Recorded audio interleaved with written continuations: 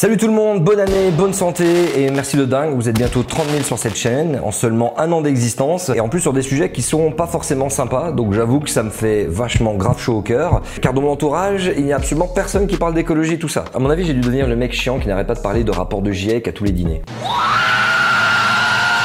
Bâtard, il parle de climat, on va lui niquer sa mère. Tu veux nous priver de notre liberté? Je préférais avant. Tout ça c'est la faute de la Chine. Donc plus vous êtes nombreux sur cette chaîne et plus ça me rassure. Donc n'oubliez pas de vous abonner et d'activer la petite cloche. Aujourd'hui on va parler des gros mensonges que nous font avaler les multinationales et les politiques. Bref, les puissants au sommet de leur tour d'ivoire qui laissent le peuple bouffer les miettes d'un gâteau qui de toute façon n'existera plus pour tout le monde et plus pour personne à un moment donné vu la trajectoire qu'on est en train de prendre, mais je m'emballe. Aujourd'hui on va parler de ce pote mytho qui accompagne nos vies depuis environ 20 ans.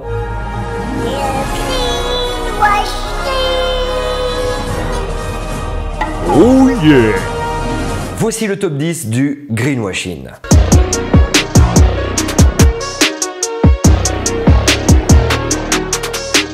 Si tu es nouveau sur cette chaîne et que tu n'y connais pas trop dans le délire, petite mise à jour. Cela décrit une entreprise qui trompe ses clients pour leur faire croire qu'elle leur vend des produits éthiques, respectueux dans l'environnement et de ses limites. Alors que non, et c'est un petit peu ce que je fais au gouvernement. Tout ce qui change dans l'entreprise, c'est sa stratégie marketing. Je préviens à l'avance que ce classement n'est pas celui du pire au pire au pire au pire. Je me dis autant faire des tops, car aujourd'hui tous les moyens sont bons pour faire percer l'écologie, ma gueule. Et donc je compte sur toi pour hacker l'algorithme de YouTube en commentant massivement cette vidéo et qui sait peut-être un jour nous retrouver dans le firmament des tendances YouTube. Oh le rêve. Numéro 10, Porsche et Lamborghini, des voitures avec lesquelles je ne roulerai jamais de ma vie, parce que j'ai pas les thunes déjà, ont lancé leur industrie de production de e-fuel.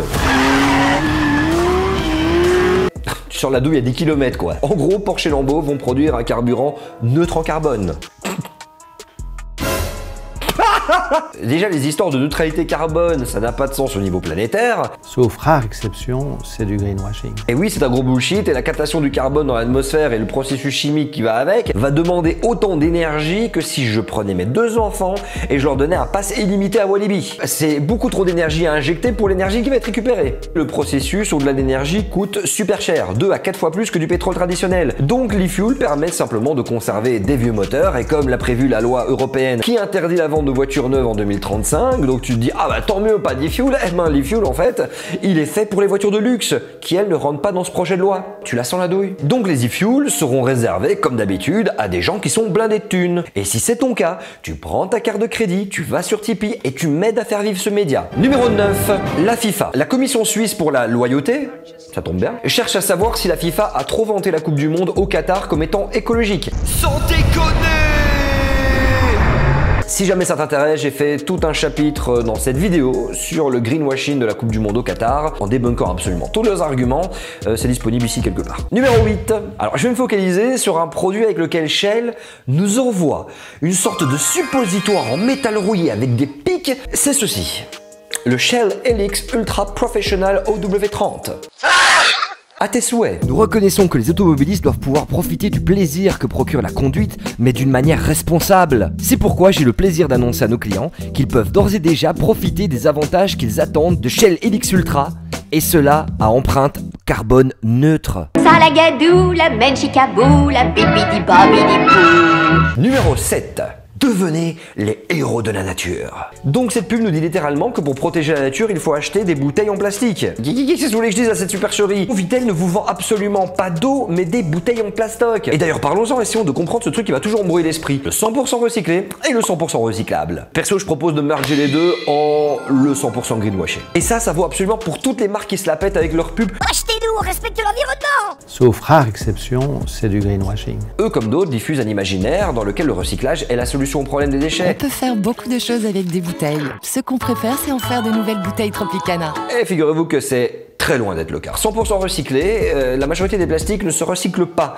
Et pour ceux qui se recyclent, à savoir le PET et le PEHD, ils sont décyclés ou sous-cyclés plutôt que recyclés. C'est-à-dire que le processus de recyclage implique une importante perte de quantité et de qualité de matière. Ouais, on est loin de l'imaginaire de la belle boucle infinie dans laquelle un flacon redonne un autre flacon et ainsi de suite.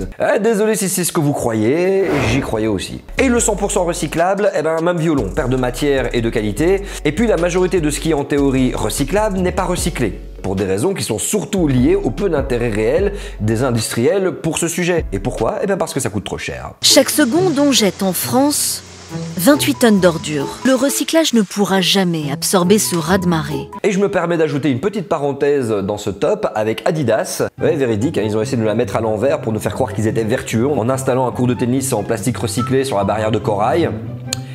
Ouais. Non mais c'est juste du n'importe quoi, il y a 1,2 milliard de baskets qui sont vendus dans le monde chaque année et ce chiffre a doublé en 10 ans. Bref, c'est du greenwashing et je dois vous ramener à la méthode la plus implacable, celle des 5 R, pour connaître l'ordre d'efficacité. Comme le disait Biwix, l'économie circulaire, c'est de la sobriété en amont, donc d'abord consommer moins, ça va être l'économie du partage, c'est l'économie de la réparation, c'est l'économie du réemploi, tout ça au-dessus. Et à la fin, quand il y a vraiment un truc où le machin de l'aspirateur, ça y est, tu peux plus rien en faire, ça, alors tu fais le recyclage, tu vois, en tout dernier. Ah oui, et vous avez remarqué qu'il manque un 5e R, c'est celui de rendre à la terre, faire du compostage. Numéro 6, Lufthansa. J'aurais pu aussi mettre KLM avec leur gros volet responsable, non mais quel foutage de gueule quoi. Le groupe aérien Lufthansa, qui est d'ailleurs pote avec Brussels Airlines, a été contraint de modifier des publicités qui ont choqué le jury d'éthique publicitaire. Connecter le monde, protéger son avenir. Et cette pub-là, quand il en est de durabilité, le ciel ne devrait pas être la limite. Eh ben pourtant le ciel a bien une limite et je t'avoue qu'on l'a bien franchi. Des belles images, de la nature, de la vie, et c'est le point commun avec nous. Chez Lufthansa, on vous promet quelque chose qui n'arrivera sans doute pas en 2050, dans l'unique but de se faire un maximum d'argent maintenant.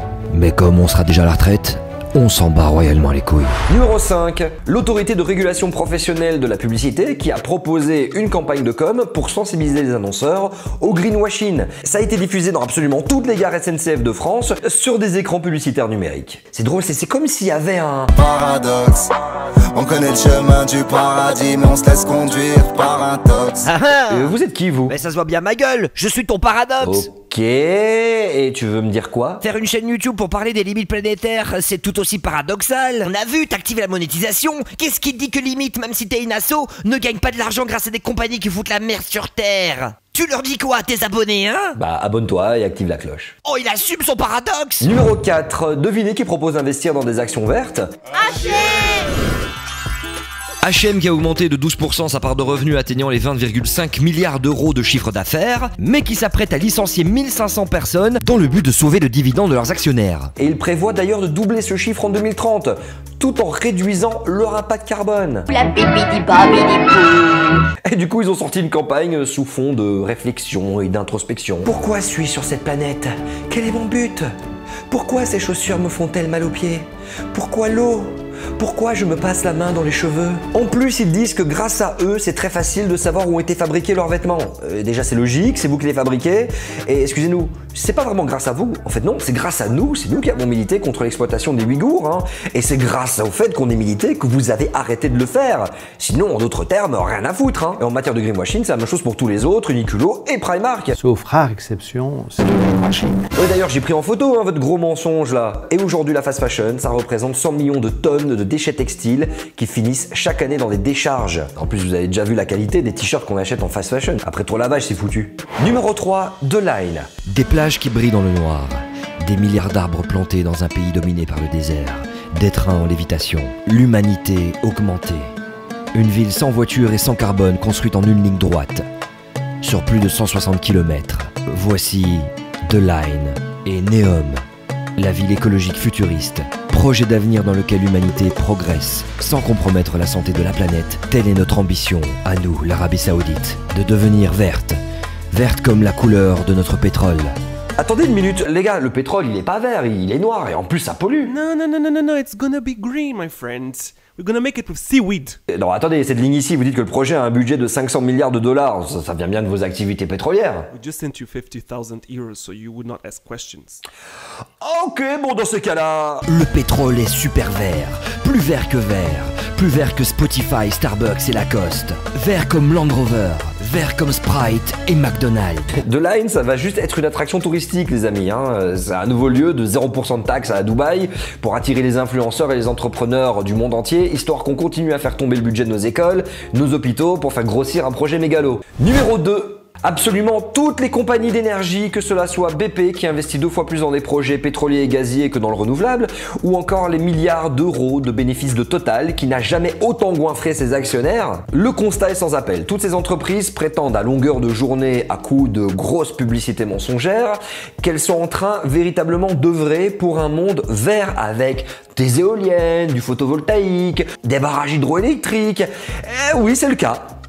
À différence que les investissements dans les énergies fossiles restent largement en tête. Avant d'arriver au numéro 1 de ce classement, je tenais quand même à faire un petit passage rapide des bonus qui méritent aussi d'être dans ce top. N'hésitez pas à me dire en commentaire si jamais j'en ai oublié quelques-uns. C'est parti. Bonus.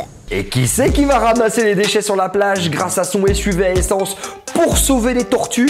Bonus. Michael Gove, qui est secrétaire d'État au gouvernement britannique et qui a annoncé l'ouverture d'une mine de charbon et a justifié qu'elle aura un impact neutre sur le dérèglement climatique. Bonus. L'aéroport d'Heathrow a l'audace de communiquer sur l'impact de l'aérien dans le réchauffement climatique, mais évidemment, il ne parle pas de réduction de leur propre trafic. Bonus. Renault et son nouveau concept car Renault Scenic Vision qui, attention, est zéro émission à l'utilisation et à la production. Salagadou, la menchikabou, la bibidi-babidi-bou.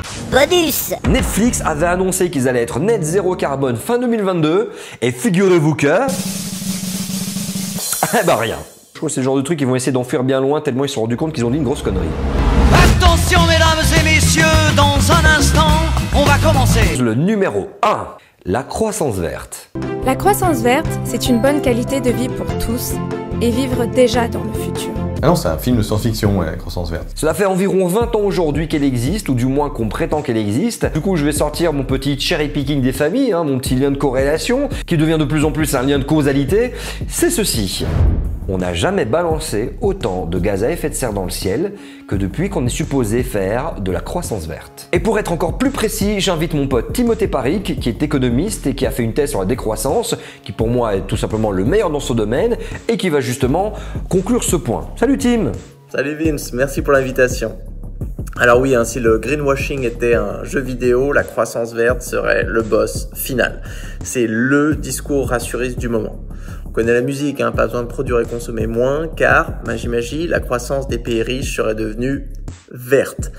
Alors pour moi, c'est le summum du bullshit rhétorique. Déjà par verte, il ne parle que de carbone, comme s'il suffisait de décarboner une économie pour mettre fin à la crise du vivant. Ça, c'est naïf. Quand on se met à parler d'empreinte matière, de biodiversité, de sol, d'eau, d'énergie, on se rend vite compte qu'une économie ne pourra jamais produire à partir de rien. Puis même pour le carbone, il faut regarder l'ampleur de leur soi-disant découplage. T'as une poignée de pays qui ont réussi à baisser leurs émissions, mais ces baisses sont minuscules. Donc dire aujourd'hui que produire plus est la meilleure façon de polluer moins me paraît non seulement fumeux, mais aussi carrément irresponsable. Merci Tim, et j'adore ta moustache. Bref, la croissance verte sera sans doute un jour adaptée au cinéma comme la plus grande arnaque de cette époque, et le greenwashing qui est son porte-étendard est encore plus vicieux, car il nous persuade d'une manière consciente et aussi inconsciente que ce qu'on fait est génial et sauve les habitants et les espèces vivantes de cette planète. Et si vous voulez savoir comment faire pour lutter efficacement, autrement qu'en regardant toutes les vidéos de cette chaîne, je vous propose d'aller suivre des comptes qui sont super importants. Perles de Greenwashing ou encore Pour un réveil écologique ainsi que Alerte Greenwashing qui sont à mon sens ceux qui exposent le mieux les mensonges et vous donnent des conseils pour ne pas tomber dans le panneau publicitaire. Quelle indignité. Si t'as aimé cette vidéo, n'hésite pas à la partager. Merci à tous et je vous souhaite une très bonne année, que la sobriété vous soit choisie plutôt que subie et à bientôt sur Limite.